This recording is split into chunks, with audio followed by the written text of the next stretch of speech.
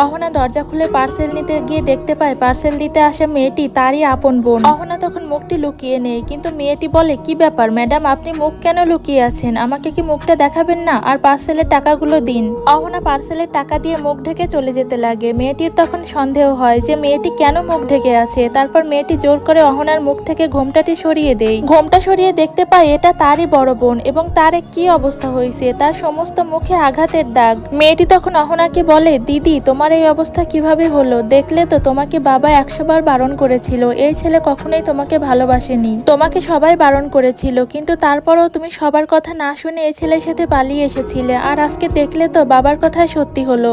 অহনা তখন কান্না করে দিয়ে তার বোনকে বলে, বোন ঠিকই বলেছি, যে বাবা আমাকে ঠিকই বলেছিল, তখন যদি বাবার কথা শুনে এই ছেলের সাথে পালিয়ে না আসতাম তাহলে আমার কপালে আজকে এই অবস্থা হতো না। ও নেশা করে এসে আমাকে এভাবে মারধর করে। তারপর মেয়েটি অহনাকে বাড়িতে নিয়ে যায়।